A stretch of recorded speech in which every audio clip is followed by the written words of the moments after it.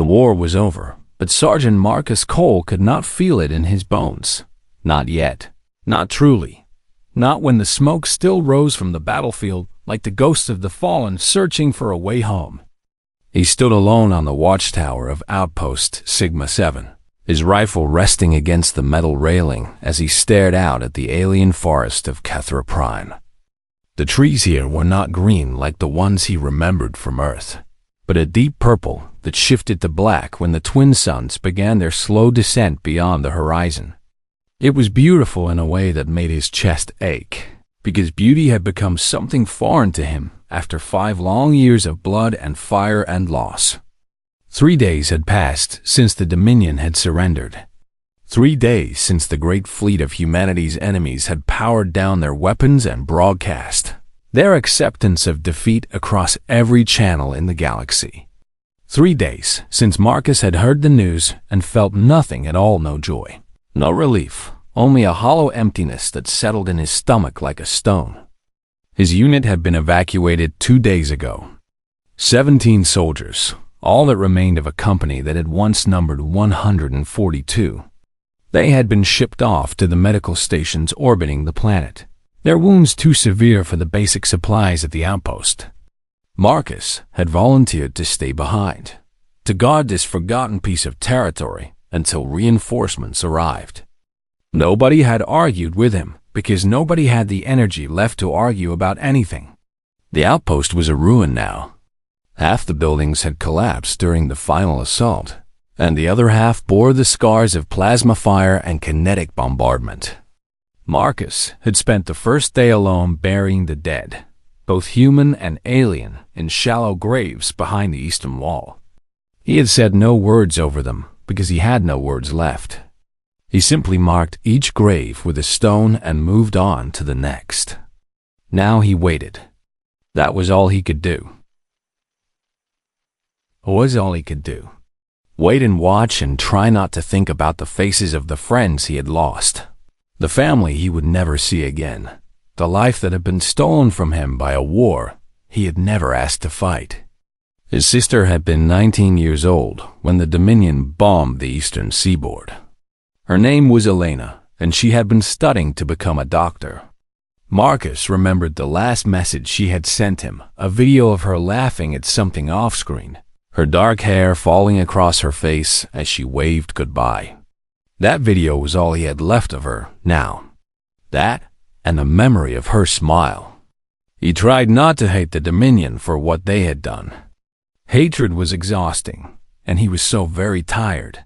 But sometimes, in the quiet moments between one breath and the next, the rage would rise up inside him like a wave, and he would grip his rifle so tightly that his knuckles turned white.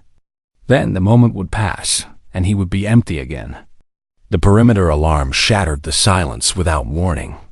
Marcus grabbed his rifle and checked the display on his wrist unit. Something was approaching from the north, a small vessel, moving fast but erratically, trailing smoke as it descended through the atmosphere. There was no identification signal, no response to his automated hails. Just a damaged ship falling toward his position like a wounded bird. His training kicked in automatically. He descended from the watchtower and moved toward the armory, grabbing additional ammunition and a medical kit out of habit. The ship could be carrying anything: Dominion holdouts who refused to accept a surrender, pirates looking to scavenge from the battlefield, or simply refugees fleeing the chaos that followed every war. The crash came 2 kilometers to the northeast. Marcus heard it before he saw it, a thunderous boom that shook the ground beneath his feet, followed by the shriek of metal tearing against stone. A plume of smoke rose above the tree line, black and thick against the purple sky. Protocol was clear. He should stay at the outpost and report the crash to command. He should wait for backup before investigating an unknown vessel. He should assume hostile intent until proven otherwise. Every lesson he had learned in 5 years of combat told him to be careful, to be smart, to survive.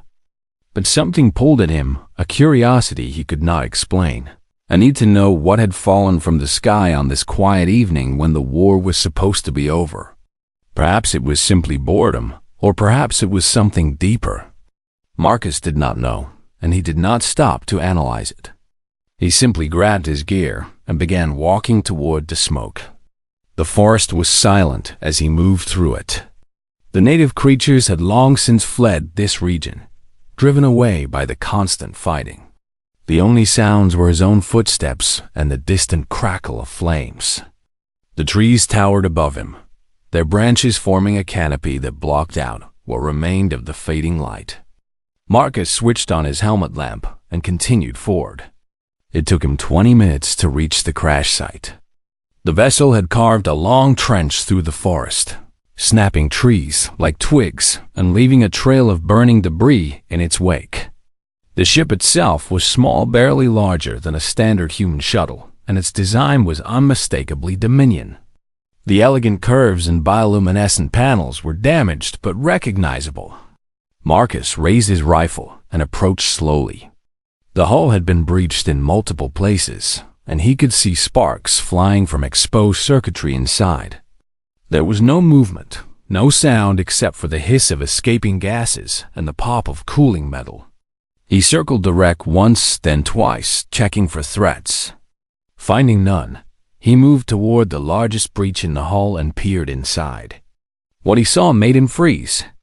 A body lay crumpled against the far wall of the cockpit, not human, but Valkyrie, one of the ruling species of the Dominion.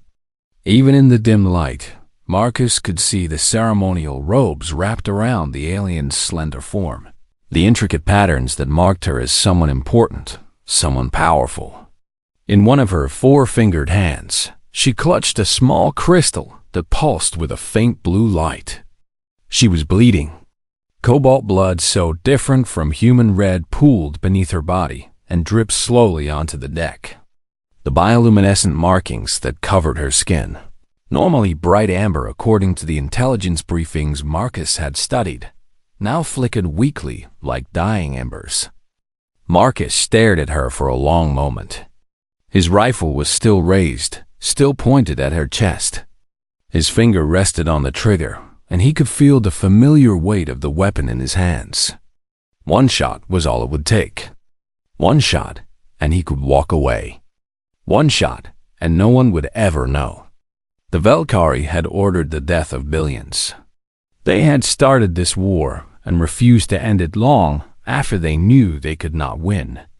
They had taken Elena from him and his friends and his home and everything he had ever loved. But as he stood there in the wreckage, watching this alien die slowly in the darkness, Marcus Cole found that he could not pull the trigger, not because he was weak, but because he was tired of death. And perhaps, in the end, that made all the difference. The walk back to Outpost Sigma 7 took nearly an hour, and every step was a struggle. Salith drifted in and out of consciousness as Marcus carried her through the darkened forest. She weighed less than a human woman of similar size, but the uneven terrain and the need to move carefully made the journey exhausting. By the time the outpost's battered walls came into view, Marcus's arms were burning and his legs felt like they might give out at any moment. He carried her through the main gate and into the medical bay, or what remained of it. The building had taken heavy damage during the final assault, and half of the equipment was destroyed, but the basic supplies had survived, packed in reinforced containers that had been designed to withstand exactly this kind of punishment. Marcus laid Salith on the examination table and began working immediately. He pulled up the xenobiology database on his wrist unit and searched for information on Valkyrie physiology. The data was incomplete. Humanity had been too busy fighting the Dominion to study them properly, but there was enough to give him a basic understanding of her anatomy. Her blood was copper-based instead of iron-based, which explained the blue color. Her organs were arranged differently than human organs, with 2 hearts instead of 1 and a distributed respiratory system instead of lungs. The wound in her abdomen had damaged one of her secondary filtering organs, and if he did not seal properly, she would die of toxic buildup within hours. Marcus had no training for this. He was a soldier, not a medic. But he had seen enough battlefield surgery to understand the basics, and he had the supplies and the database to guide him. He took a deep breath, steadied his hands, and began. The next 3 hours were the longest of his life. He worked by the light of a single lamp, using instruments designed for human bodies on anatomy that was fundamentally alien. He made mistakes, too many to count, but he learned from each one and adjusted his approach. When the standard cauterizing tool proved too weak for Valkyrie tissue, he modified it to output more heat. When the synthetic skin refused to bond with her cells, he used a combination of medical adhesive and actual thread to close the wound. Salith woke twice during the procedure, screaming in pain each time. Marcus had no anesthetics that would work on her physiology, so he simply worked faster, trying to minimize her suffering. When she lost consciousness again, he felt a strange relief, not because he wanted her unaware, but because her silence meant he could focus entirely on keeping her alive. By the time he finished, the twin suns were rising outside the window. Marcus sat back in his chair, his hands covered in blue blood and his body trembling with exhaustion. Salith lay still on the table, her breathing shallow but steady, her bioluminescent markings glowing faintly with renewed life. She would survive. Against all odds, against all logic, she would survive. Marcus cleaned himself up and made a pot of the terrible instant coffee that was all the outpost had left. He sat by her bedside and drank it slowly, watching her sleep and trying to understand what he had just done. He had saved an enemy. He had used precious medical supplies to heal one of the species responsible for the death of everyone he loved. He had violated every rule of combat, every instinct of survival, every bitter lesson that 5 years of war had taught him. And somehow, inexplicably, he did not regret it. Salith woke as the suns climbed higher in the sky. Her eyes opened slowly, and she stared at the ceiling for a long moment before turning her head to look at him. The fear was still there, buried deep behind her alien features. But there was something else now, curiosity, perhaps, or the beginning of trust. "You stayed," she said, her voice stronger than it had been the night before. "You did not leave me to die." Marcus shrugged. "I told you I would help. I am not in the habit of breaking my word." Salith tried to sit up, wincing as the motion pulled at her sealed wounds.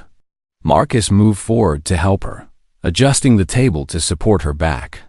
She watched him with that same strange expression, as if she were seeing something impossible. "I do not understand," she admitted. "Your people lost billions in this war. Your family, your friends, your home all destroyed by the Dominion, by my people, and yet you saved my life. Why? What do you gain from this?" Marcus considered the question. It deserved a real answer, not a dismissive remark or an easy lie. He thought about Elena, about his fallen comrades, about the long years of fighting and dying, and wondering if any of it meant anything. "I gain nothing," he finally said. "Nothing practical anyway. No reward. No advantage. No guarantee that you will not turn around and betray me the moment you are strong enough. I helped you because it was the right thing to do, and because I needed to prove to myself that I could still do the right thing even when everything inside me was screaming to do otherwise." He paused, searching for the words to explain something he barely understood himself. "The war changed me," he continued. "It made me harder, colder, more willing to do terrible things for the sake of survival. And I am afraid that if I keep going down that path, there will be nothing left of the person I used to be.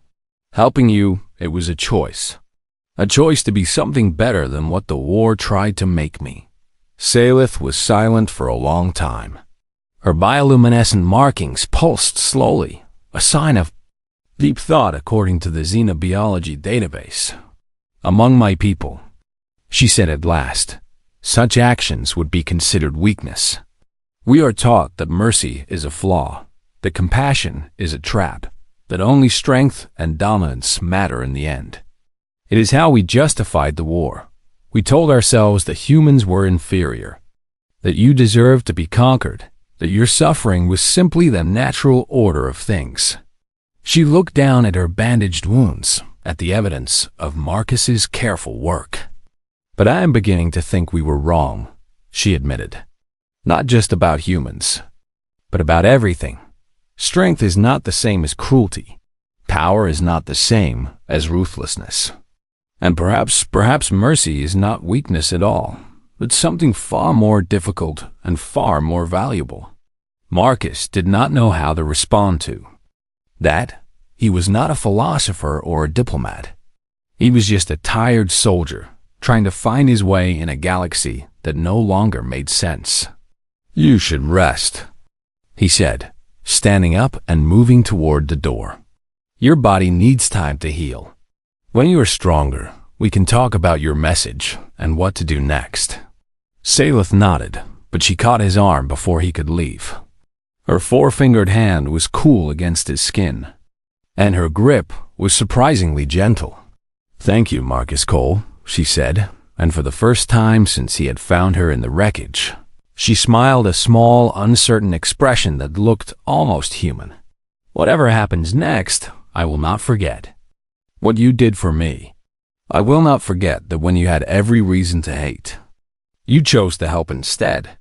Marcus looked at her for a moment, then nodded once and walked out into the morning light. Behind him, Salith closed her eyes and slept the deep sleep of the healing. And somewhere in the distance, a communication satellite passed overhead, carrying news of the war's end to a galaxy that was just beginning to understand what peace might mean. Marcus lowered his rifle slowly, and the motion felt like the hardest thing he had ever done in his entire life. The Valkyrie woman lay broken before him, her breath coming in short, pained gasps that echoed through the wrecked cockpit.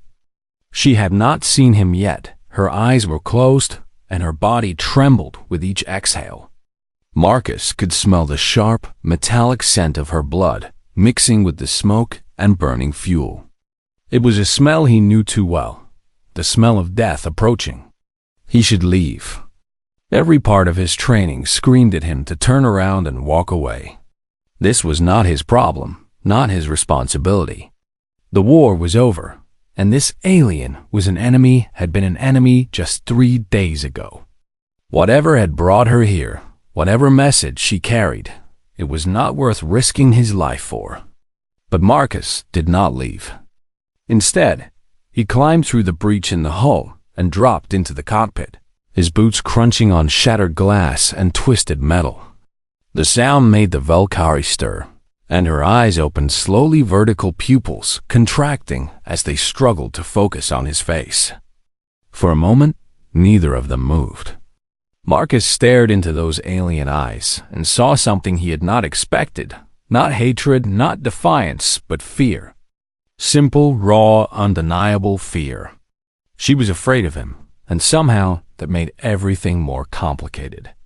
She tried to speak, but her voice came out as a weak croak.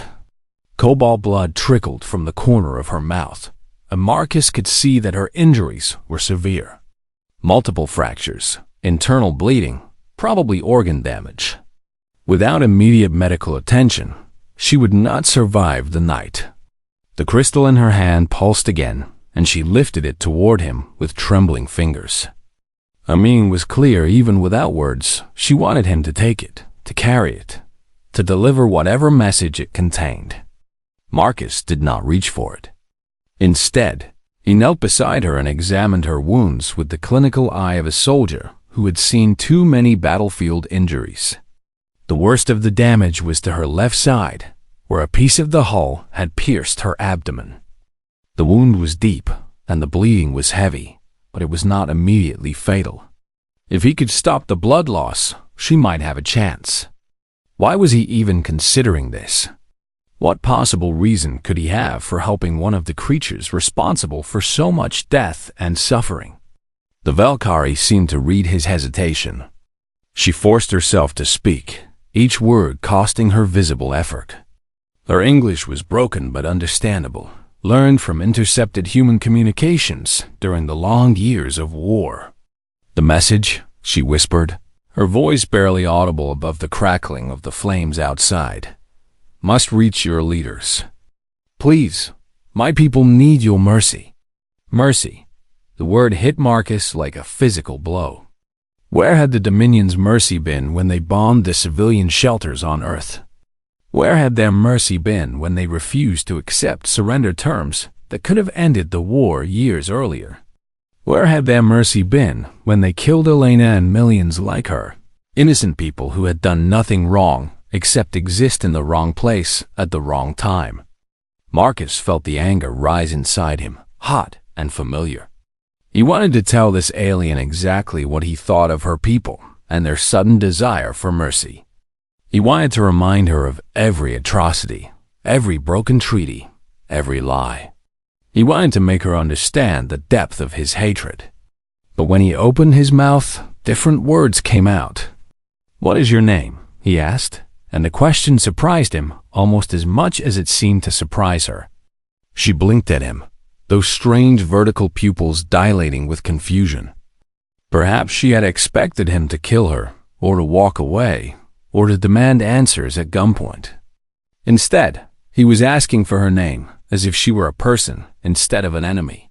"Salith," she answered after a long pause. "Salith Varanus. I was an emissary of the Supreme Conclave." An emissary. That explained the ceremonial robes and the data crystal. Marcus had heard of the Conclave, the ruling council of the Dominion, composed of the oldest and most powerful Valkyrie families. If Salith was their emissary, she was not a soldier. She was a diplomat, a messenger, someone sent to deliver words instead of weapons. "What is the message?" Marcus asked, nodding toward the crystal in her hand. Salith shook her head weakly. The motion caused fresh blood to flow from her wound, and she winced in pain.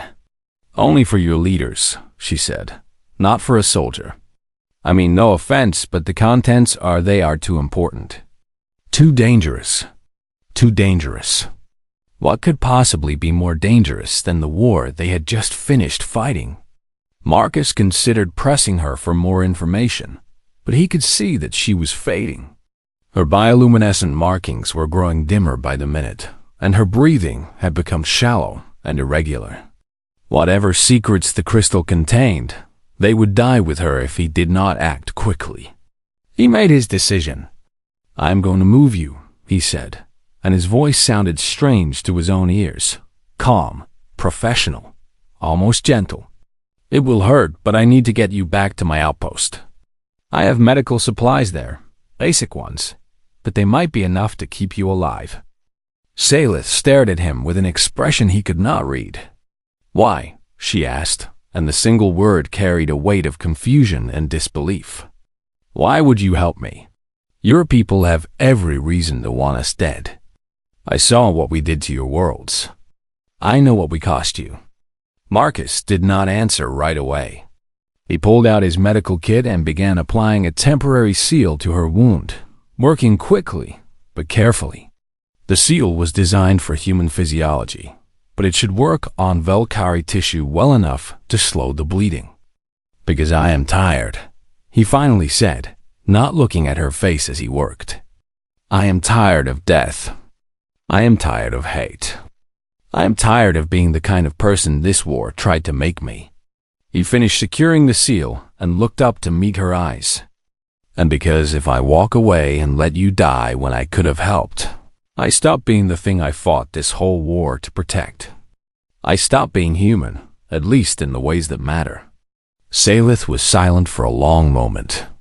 Her eyes searched his face, looking for something deception, perhaps, or hidden cruelty.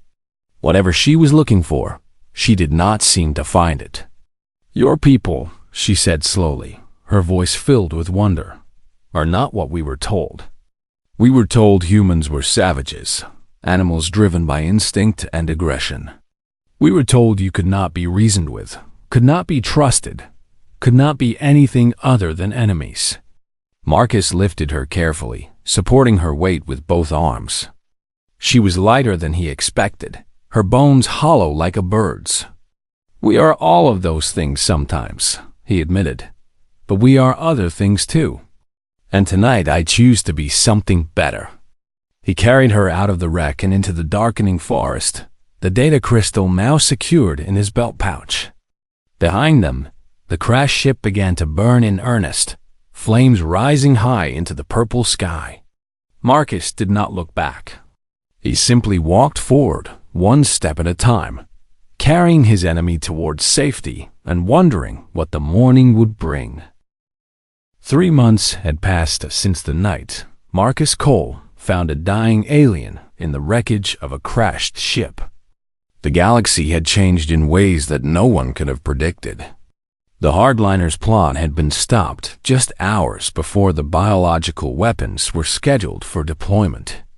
Human rapid response teams, guided by the coordinates in Salith's data crystal, had stormed the hidden station and neutralized the threat. 47 conspirators had been captured, and the weapons themselves had been destroyed under the supervision of both human and Velkari scientists. The news had spread across every world in known space.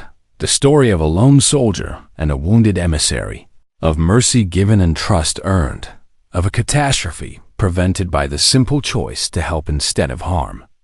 Marcus had become famous almost overnight, his face appearing on news broadcasts and his name spoken in the halls of governments he had never heard of.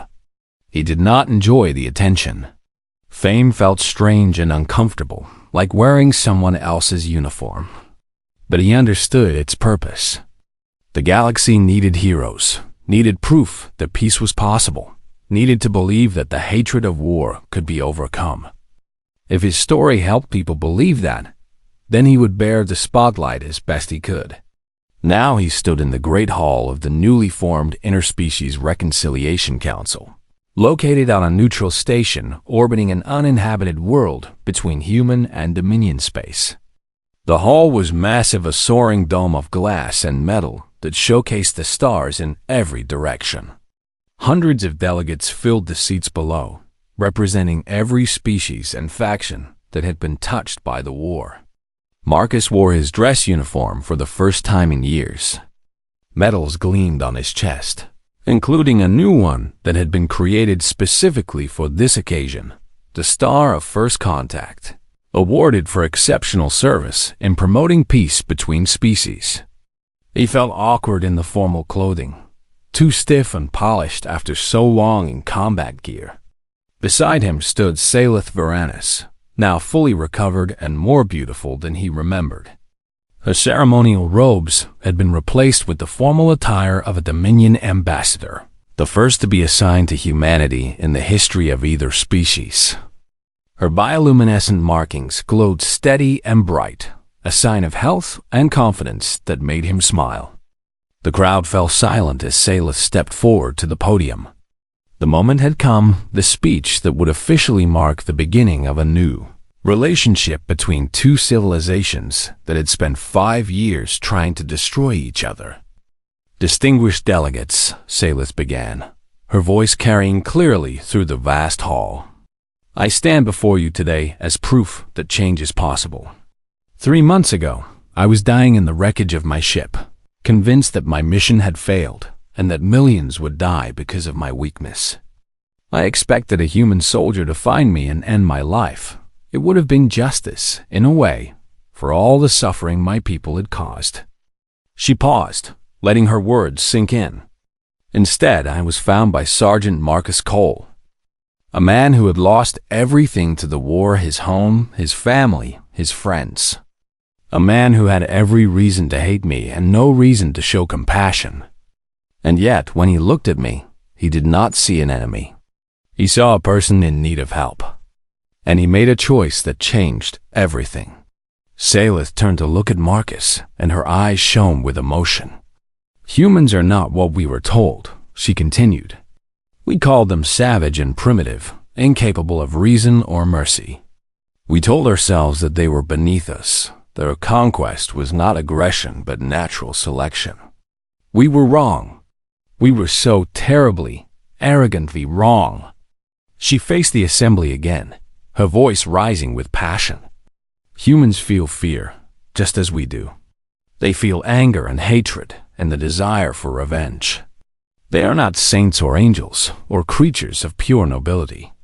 They are flawed and struggling and uncertain, just like every other species in this galaxy. But here is what makes them different. Here is what we failed to understand. She took a deep breath. Humans master their fear. They acknowledge their hatred and choose not to let it control them. They look at their own darkness and decide, consciously and deliberately, to be better. Not because it is easy, not because it is natural, but because they believe it is right. The hall was completely silent.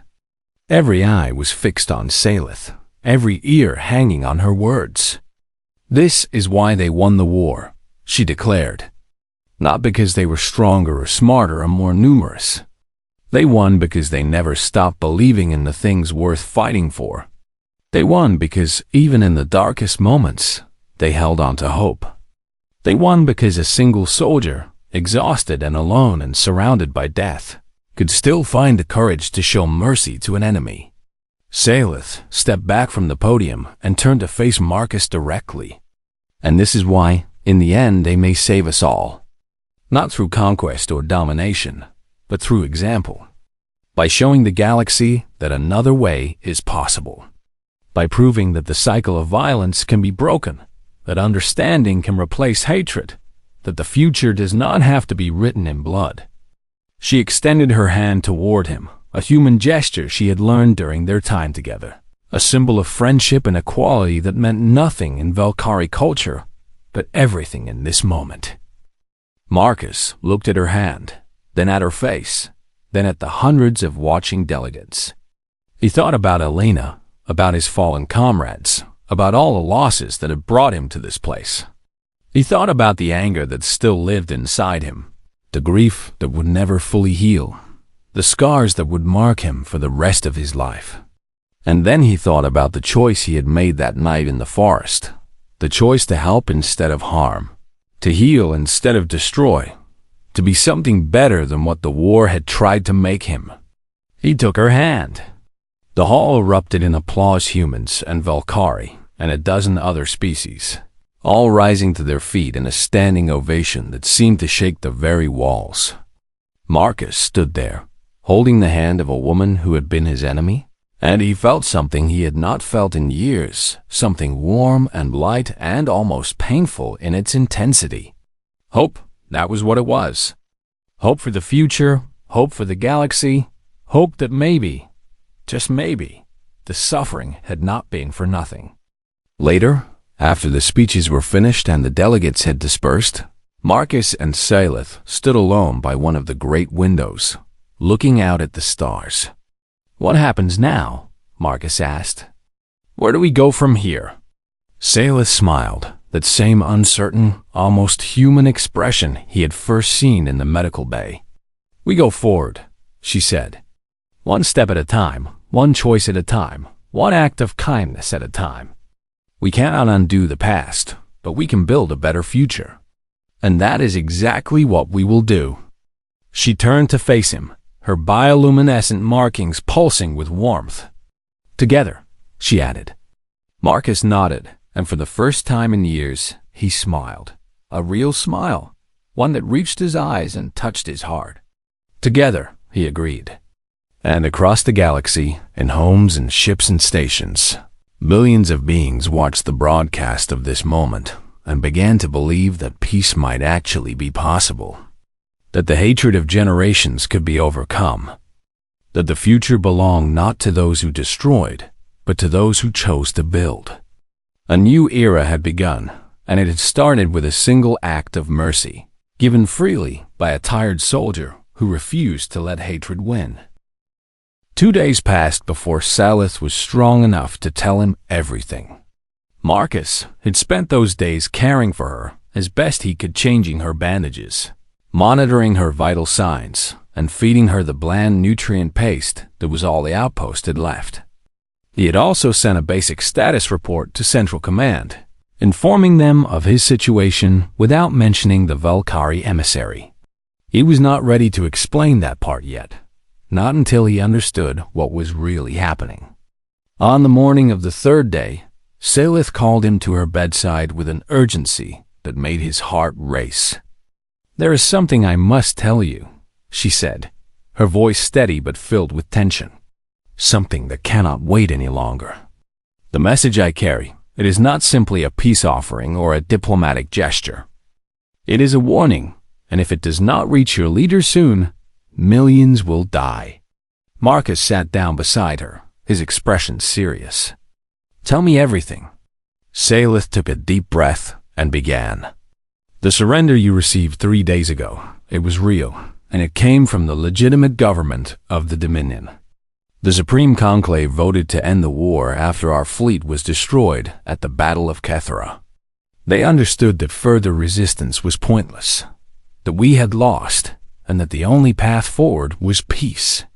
She paused, her bioluminescent markings flickering with distress. But not everyone agreed with that decision.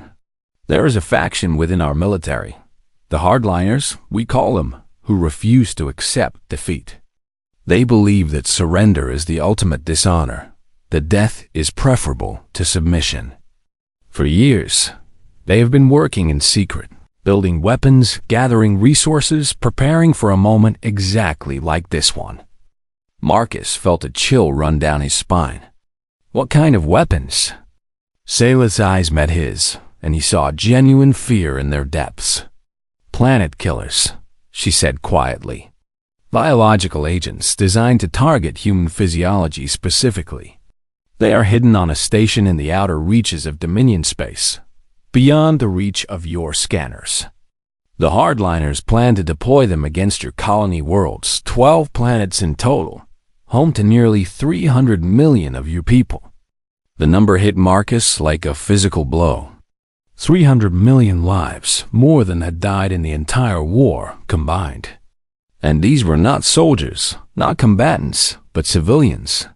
Families trying to rebuild after 5 years of devastation. Children who had never known anything but conflict.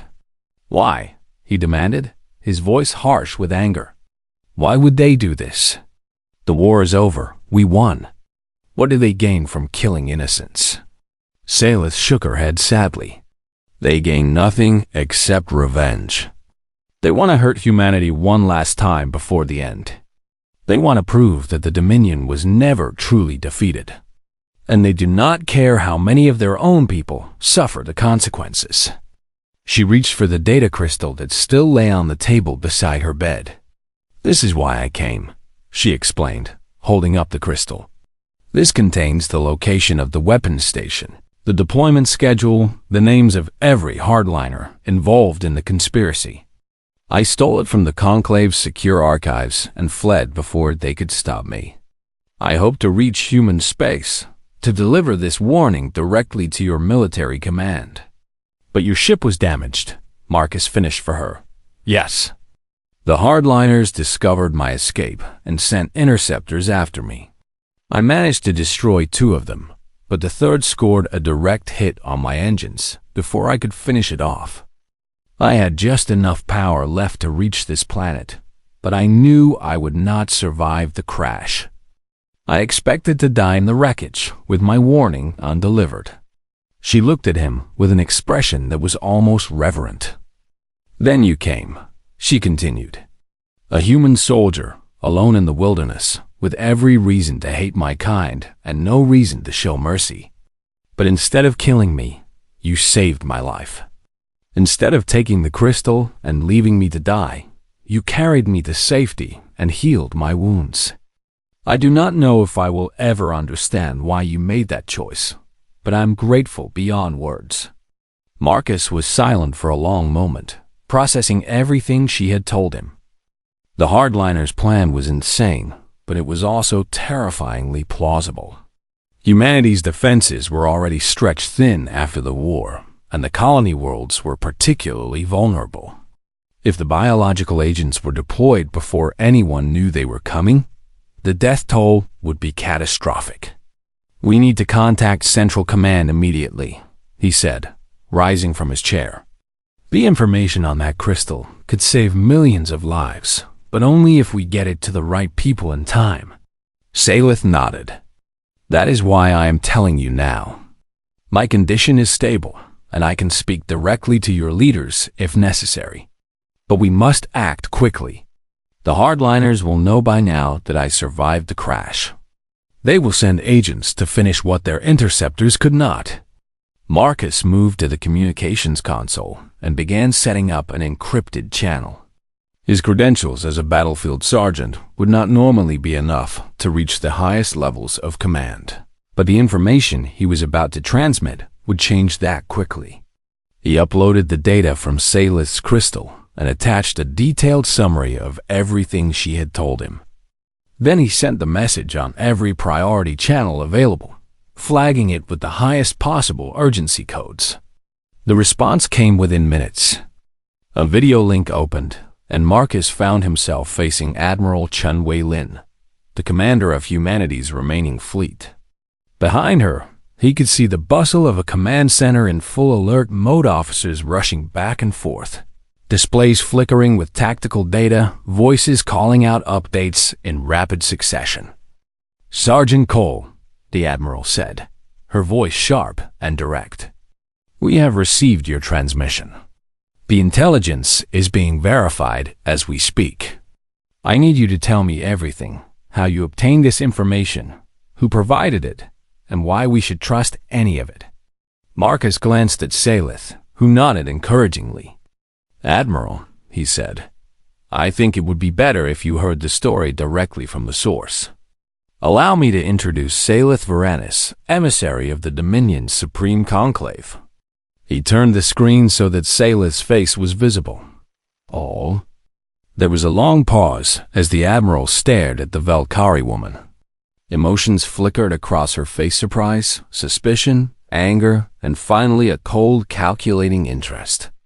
"Emissary Varanus," the Admiral said slowly, "you will understand if I find this situation highly unusual. A Valkyrie diplomat, rescued by a lone human soldier, carrying intelligence about a secret plot to destroy our colonies. It sounds like something from a propaganda broadcast." Salith met the Admiral's gaze without flinching.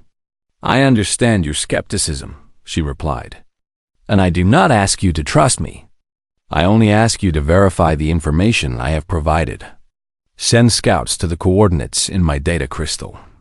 Intercept the communications between the hardliners. Do whatever you must to confirm the truth. But please do it quickly. Millions of innocent lives depend on your speed." The Admiral studied her for another long moment, then nodded once. "We will verify," she said. "And if your information proves accurate, humanity will owe you a debt we can never fully repay. Sergeant Cole, you will remain at your position and protect the Emissary until reinforcements arrive. That is a direct order." The screen went dark. Marcus looked at Salith, and she looked at him, and neither of them spoke. There was nothing to say. They had done what they could, and now the fate of millions rested in the hands of others. All they could do was wait and hope that it would be enough.